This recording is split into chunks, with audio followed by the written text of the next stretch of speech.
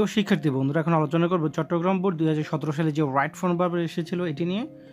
অত্যন্ত চমৎকার একটি টপিক, যদিও এই টপিকটি একটু লম্বা, তারপর অনেক সহজ।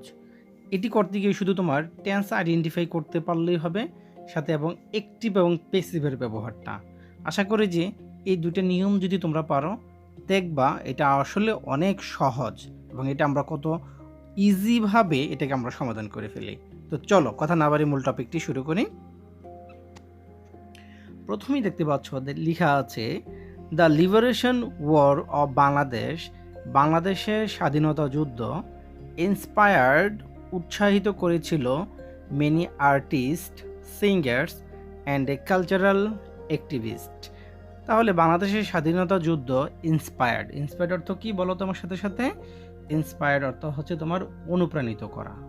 তাহলে অনুপ্রাণিত করেছিল কাদেরকে? আর্টিস্ট, বিভিন্ন শিল্পীদেরকে, সিঙ্গার গায়কদেরকে, এবং সাংস্কৃতিক কালচারাল তো কি সাংস্কৃতিক অ্যাক্টিভিস্ট হচ্ছে কর্মী, সাংস্কৃতিক কর্মীদেরকে অনুপ্রাণিত করেছিল। আশা করি যে এই লাইনের অর্থটা বুঝতে পেরেছ। ইমিনেন্ট আর্টিস্ট, বিখ্যাত শিল্পী। ইমিনেন্ট অর্থ কি? বিখ্যাত। আর আর্টিস্ট অর্থ তো অবশ্যই জানো, এটা অর্থ কি? শিল্পী। আর এখানে কিন্তু এটা অ্যাক্টিভিস্ট, দেখো কিন্তু উল্টাপাল্টা লাগানোর প্রয়োজন নেই। এটা হচ্ছে অ্যাক্টিভিস্ট অর্থ হচ্ছে কর্মী, আর এটা হচ্ছে আর্টিস্ট, এটা হচ্ছে শিল্পী। বিখ্যাত শিল্পী শাহিন সামাদ, বিখ্যাত শিল্পী কে? শাহিন সামাদ জয়েন বাংলাদেশ মুক্তি সংগ্রামী শিল্পী সংস্থা ডিউরিং দ্য লিবারেশন ওয়ার। তাহলে বিখ্যাত শিল্পী, ওনার নাম ছিল কি? শাহিন সামাদ। উনি কি করেছিল? বাংলাদেশের যে মুক্তি সংগ্রামী শিল্পী সংস্থা ডিউরিং দ্য লিবারেশন ওয়ার, স্বাধীনতা যুদ্ধ চলাকালীন সময় কি করেছিল? উনি যোগদান করেছিল। গুড। দেখো এখন আমাকে আইডেন্টিফাই করতে হবে, প্রথমে টেন্স আইডেন্টিফাই করি। দেখো এটি কিন্তু একটি পাস্ট টেন্সের ঘটনা, কারণ ডিউরিং দ্য লিবারেশন ওয়ার এটা তো 1971কে ইন্ডিকেট করছে। তো এটা যেহেতু আমাদের পাস্ট টেন্সে আছে, তো আমরা ধরে নিলাম এটা কি পাস্ট টেন্সেই আছে। আর এই সেন্টেন্সটা একটি অ্যাক্টিভ সেন্টেন্স। দেখো কিভাবে, এই যে বিখ্যাত আর্টিস্ট এই যে শাহিন সামাদ, উনি নিজেই কিন্তু কি করেছিল? যোগদান করেছিল মুক্তি সংগ্রামী শিল্প সংস্থার মধ্যে। যেহেতু এটা অ্যাক্টিভ বাক্য এবং এটি পাস্ট টেন্সের ঘটনা, যার কারণে এই জয়েন্টকে আমরা কি করে দেব? জয়েন্ট করে দেব, অর্থাৎ এই সেন্টেন্সটি পাস্ট ইনডিফিনিট টেন্সে লিখতে হবে ভার্বের, এই জন্য আমরা পাস্ট ফর্ম করে দিলাম। আশা করি যে বুঝতে পেরেছ। শি অ্যালং উইথ আদার্স, সে অন্যদের সাথে, মানে সে বলতে এখানে কাকে বোঝাচ্ছে? এই যে শাহিন সামাদকে বোঝাচ্ছে। সে অন্যদের সাথে নিয়ে কি করেছিল? ইন্সপায়ার মিলিয়নস, মানে লক্ষ লক্ষ মানুষদেরকে, বিশেষ করে লক্ষ লক্ষ যারা মুক্তিবাহিনী ছিল, যারা স্বাধীনতা যুদ্ধ করেছিল, তাদেরকে অনুপ্রাণিত করেছিল উইথ হার ভয়েস, তার কথা দিয়ে, তার কণ্ঠ দিয়ে। Dash raise fund for the refugee camp. Raise তো হচ্ছে উঠানো, ফান্ড তো হচ্ছে তহবিল, রিফিউজি তো হচ্ছে শরণার্থী বা উদ্বাস্তু, আর ক্যাম্প হচ্ছে শিবির। ঠিক আছে, তাহলে আমরা আরেকবার পড়ি। দেখো শি অ্যালং উইথ আদার্স, সে অন্যদের সাথে নিয়ে বা সে এবং অন্যরা মিলে কি করেছিল? উৎসাহিত করেছিল। তাহলে দেখো এটাও কিন্তু পাস্ট টেন্সে, সে আসলে অনুপ্রাণিত করেছিল মুক্তিবাহিনীদেরকে, তো সেটা তো পাস্ট টেন্সের ঘটনা, এই কারণে ইন্সপায়ার হয়ে যাবে ইন্সপায়ার্ড। তাছাড়া এটি একটি অ্যাক্টিভ বাক্য, ঠিক আছে, কারণ সে অন্যদের সাথে, তাহলে সাবজেক্ট নিজেই এখানে অ্যাক্টিভ অবস্থায় আছে, এই কারণে এটা আমরা কি করলাম? ইন্সপায়ার্ড থেকে ইন্সপায়ার্ড করে দিলাম। উইথ হার ভয়েস, তার কথা দিয়ে, কি করার জন্য? উদ্বাস্তু শিবিরের ফান্ড অর্থাৎ তহবিল ওঠানোর জন্য। তাহলে একটা এখানে উদ্দেশ্যমূলক বোঝাচ্ছে, যেহেতু এটা একটা উদ্দেশ্যমূলক বাক্য, যার কারণে আমরা এখানে উদ্দেশ্যমূলক বাক্যকে কীভাবে করি? আমরা ইনফিনিটিভ করে দিই, অর্থাৎ টু প্লাস মূল ভার্ব করে দিই, যার কারণে আমরা এখানে কি বসাবো? Two raise funds. আশা করি যতটুকু পর্যন্ত বুঝতে পেরেছ। এরপরে আসো the cultural troop used to travel to refugee camps and different areas in মুক্তি অঞ্চল। দেখো এখানে কি বলেছে, দ্য কালচারাল ট্রুপ মানে সাংস্কৃতিক যে দল, এই ট্রুপ অত কি দল অথবা অভিযাত্রী, এই জায়গায় দল বোঝাচ্ছে। ইউজ টু, আমরা জানি ইউজ টুর পরে সবসময় বি1 বসে, অর্থাৎ মূল ভার্ব বসে, এই জন্য আমরা এখানে যা আছে তাই রেখে দেব, ট্রাভেলে রেখে দেব। তারা ভ্রমণ করত, কোথায় করত? টু রিফিউজি ক্যাম্প, উদ্বাস্তু শিবিরে, অ্যান্ড ডিফারেন্ট এরিয়া ইন মুক্তি অঞ্চল, এবং বিভিন্ন মুক্তি অঞ্চলে তারা কি করত? ভ্রমণ করত। আশা করি যেটা বুঝতে পেরেছ। এরপরে আসো, they perform patriotic song and arranged puppet show beside stage dramas. দেখো, দে পারফর্ম পেট্রিয়টিক সং মানে তারা দেশপ্রেমের গান গাইতো, মানে স্বদেশ প্রীতি যে গানগুলো রয়েছে, দেশপ্রেমিক গানগুলো তারা গাইতো, এবং অ্যারেঞ্জড এবং অর্থাৎ আয়োজন করতো পাপেট শোজ। পাপেট শোজ অর্থ হচ্ছে পুতুল খেলা, পাপেট অর্থ হচ্ছে পুতুল, আর শো অর্থ হচ্ছে প্রদর্শন, পুতুল প্রদর্শন অর্থাৎ পুতুল নাচ তারা দেখাতো বিসাইড স্টেজ ড্রামা মানে নাটক মঞ্চস্থ করার পূর্বে। দেখো এই যে এখানে দে থেকে শুরু করে এতটুক পর্যন্ত, শো পর্যন্ত একটি বাক্য, এবং বিসাইড থেকে এই অংশটা হচ্ছে আরেকটি বাক্য। ঠিক আছে, তো আমরা এখানে প্রথমেই পড়ি। দেখো, দে পারফর্ম, তাহলে এটাও পাস্ট টেন্সের ঘটনা। দে পারফর্ম পেট্রিয়টিক সং, তো যেহেতু দে পারফর্ম পেট্রিয়টিক সং এটা একটা অ্যাকটিভ বাক্য এবং একটা পাস্ট টেন্সের ঘটনা, যার কারণে পারফর্মড ইডি হয়ে যাবে। ঠিক আছে, পাস্ট টেন্স যেহেতু এবং অ্যাকটিভ বাক্য। তাহলে অ্যান্ড অ্যারেঞ্জড পাপেট শো, এবং তারা পুতুল নাচে দেখাতো, বিসাইড তাছাড়া, স্টেজ ড্রামাস। এখন বলতে পারো স্যার এই স্টেজের সাথে এখন আমরা কি দিব, তাই তো? দেখো স্টেজের সাথে আমরা কি বসাবো। আমরা জানি সেন্টেন্সের শুরুতেই যখন ভার্ব থাকে তখন ভার্বটাকে কী করতে হয়?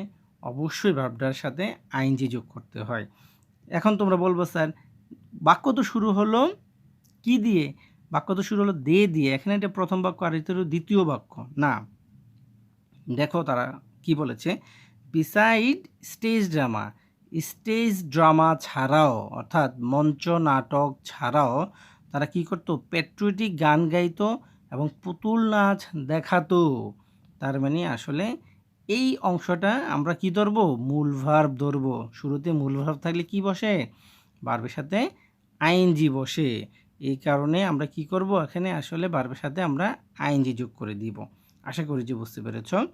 আর এই অংশটি একটি সাবঅর্ডিনেট অংশ, অর্থাৎ এটা একটি নির্ভরশীল অংশ। এই কারণে আমরা এখানে কি করতে পারবো? আসলে ভার্বের সাথে আইএনজি বসাতে পারবো। তো আশা করি যে এতটুকু পর্যন্ত বুঝতে পেরেছ। শাহিন সামাদ সেইড, শাহিন সামাদ বলেছিল যে লিবারেশন ওয়ার, স্বাধীনতা যুদ্ধ, always be an inspiration for me, আমার জন্য সবসময় একটা উৎসাহ অথবা উদ্দীপনা। ঠিক আছে, এবার দেখো এই যে লিবারেশন ওয়ার, এটা স্বাধীনতার যুদ্ধটা তার কাছে তখন সবসময় একটা উৎসাহ উদ্দীপনা ছিল। তো আসলে এই অংশটা একটা প্রেজেন্ট টেন্সের ঘটনা অথবা প্রেজেন্ট পারফেক্ট টেন্সের ঘটনা। এই অংশটা হচ্ছে রিপোর্টেড স্পিচ আর এটা হচ্ছে রিপোর্টিং ভার্ব। তো এই অংশটা যেহেতু প্রেজেন্ট টেন্সকে নির্দেশ করছে এবং আমরা জানি বি ভার্ব মানে হচ্ছে am is are, was, were. Present টেন্সের ক্ষেত্রে আমরা জানি এম ইজার বসাবো। তো লিবারেশন ওয়ার যেহেতু থার্ড পারসন সিঙ্গুলার এবং এটা প্রেজেন্ট টেন্সকে নির্দেশ করে, যার কারণে আমরা এখানে কি বসাবো? ইজ বসাবো। ইচ্ছে করলে তুমি হ্যাজ বিনও বসাতে পারো, যেহেতু এটা প্রেজেন্ট পারফেক্ট টেন্সের ঘটনাকে ইন্ডিকেট করে।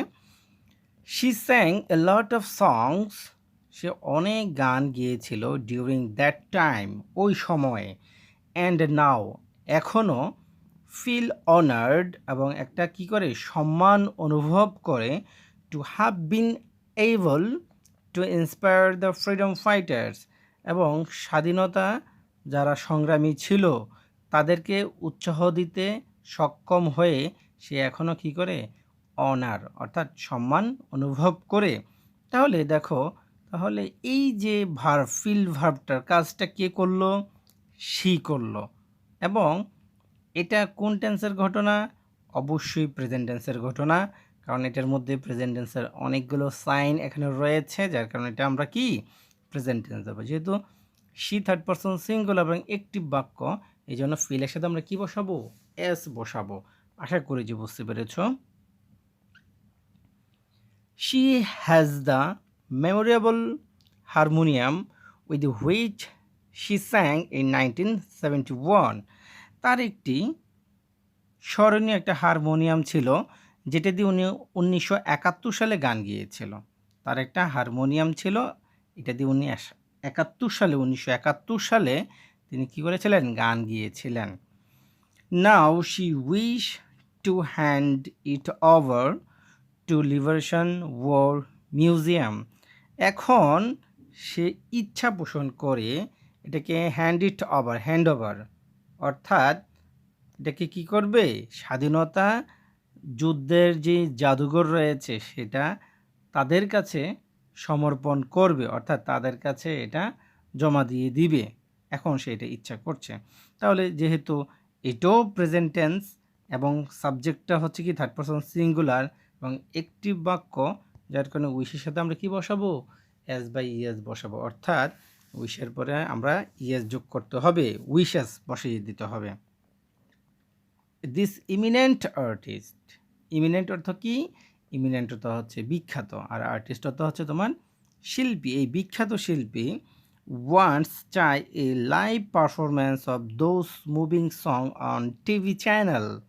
এই যে বিখ্যাত শিল্পী তিনি চায় একটা লাইভ পারফরম্যান্স, সরাসরি সম্প্রচার করতে চায় অফ দোজ মুভিং সং, ওই যে তোমার অনুপ্রেরণামূলক গানগুলো টিভি চ্যানেলের মধ্যে লাইভ পারফরমেন্স করতে চায়, সরাসরি সম্প্রচার করতে চায়। At least one song in a week, কমপক্ষে একটা গান সপ্তাহে, and thus cover all the year round, এবং এটা এইভাবে পুরো বছর জুড়েই পারফর্ম করা হবে, অর্থাৎ পুরো বছর জুড়েই একটা করে গান সম্পাদন করা হবে, অর্থাৎ মঞ্চস্থ করা হবে অথবা সরাসরি টিভির মধ্যে দেখানো হবে। এখন দাসের পরে আমরা এখানে কি বসাবো? এটা হচ্ছে একটা দেখার বিষয়। দাস এটা একটা উদ্দেশ্যমূলক বাক্য, আমাদের পুরো বছর জুড়েই কি করবে? এটাকে কাভার করবে, পুরো বছর জুড়েই এটা চলবে।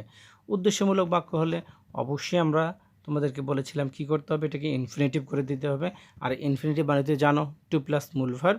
আশা করি যে এতটুকু পর্যন্ত বুঝতে পেরেছো। তো আমি সবগুলো উত্তর আরেকবার আমি রিপিট করি।